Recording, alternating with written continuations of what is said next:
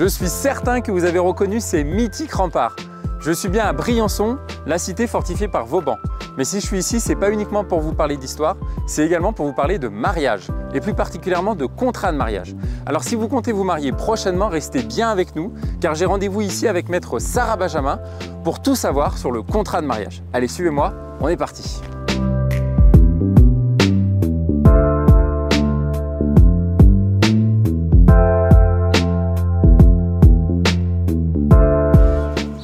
Salut Sarah. Salut Alexandre. Tu vas bien? Ça va et toi? Bah écoute, je suis super content de te retrouver ici. Tu as vu quelle ville magnifique? Bah ouais, écoute, c'est la première fois que je viens à Briançon. On m'a toujours dit ça va être magnifique.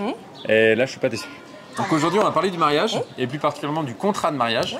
Ça, c'est un sujet qui concerne quasiment 250 000 couples en France tous les ans. Tout ça? Et ouais, ça en fait quand même. Ça en fait pas mal. Moi, je suis marié personnellement, en plus, donc du coup, c'est plutôt pas mal. Non, bah c'est bien. Et on va puis, voir si tu as fait les bonnes choses. Voilà, on va voir si j'étais un bon élève. Bon, en attendant, on visite un peu la ville? Allez, on y va.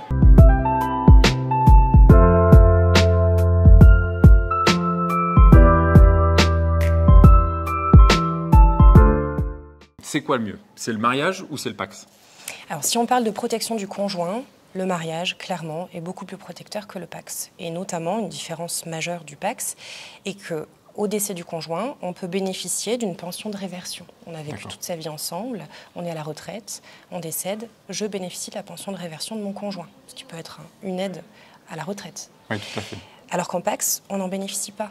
Peu importe qu'on ait fait un testament ou non, on n'a pas de pension de réversion du conjoint. On sait très bien que les revenus des personnes à la retraite baissent. Oui, tout à fait. Donc si en plus on n'a pas la pension de réversion de son conjoint, ça peut être très compliqué financièrement. Ok. Et alors cette pension de réversion, on peut en bénéficier, quel que soit finalement le contrat de mariage qu'on a signé? Tout à fait.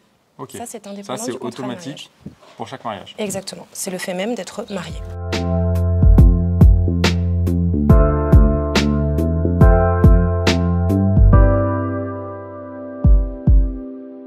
Et si je ne fais pas de contrat de mariage, sous quel régime je suis affilié de facto, j'ai envie de dire?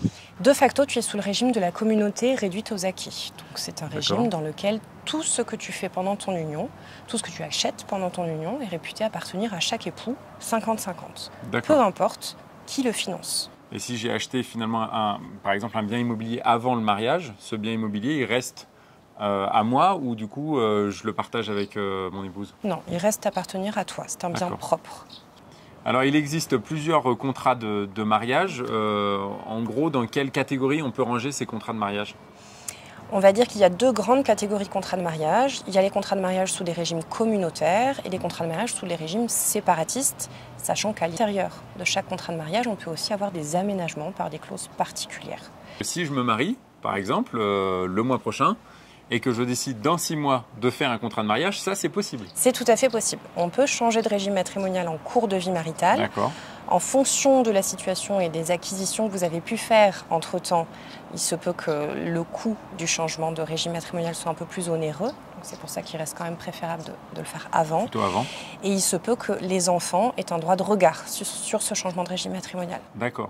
Alors c'est vrai que j'avais l'impression qu'il y avait une mauvaise presse au niveau du contrat de mariage, alors qu'en fin de compte, selon les situations, ça peut même s'avérer quasiment obligatoire. Tout à fait, surtout selon la profession des époux. Si l'un est indépendant ou entrepreneur, il peut être opportun de faire un contrat. En cas de famille recomposée également, ça peut être utile, opportun de faire un contrat. À mon sens, c'est opportun de faire un contrat tout le temps. Ok. Tout le temps. Donc on se marie égale contrat de mariage. Pour moi, oui.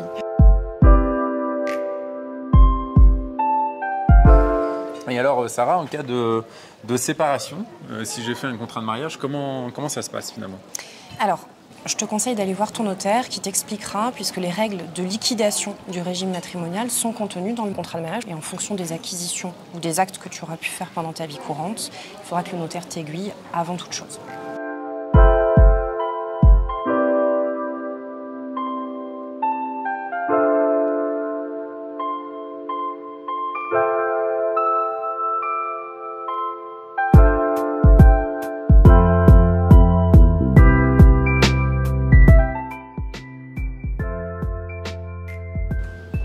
Eh ben, merci beaucoup Sarah. Merci à toi Alexandre. J'étais très content de te retrouver ici à Briançon. Oui. On a pas mal marché, on a bien visité la ville. On a bien marché. Et puis en tout cas, j'espère que nos futurs mariés vont passer à l'acte en faisant un contrat de mariage. tout cas en y réfléchissant avant. Ouais, ça serait déjà pas mal. Ouais. Bon, c'est super, à bientôt. À bientôt, avec plaisir. Et puis quant à vous, si vous avez déjà des questions, vous pouvez déjà vous rendre sur le site passeralacte.com. Et quant à nous, on se dit à bientôt pour un nouveau numéro. Ciao.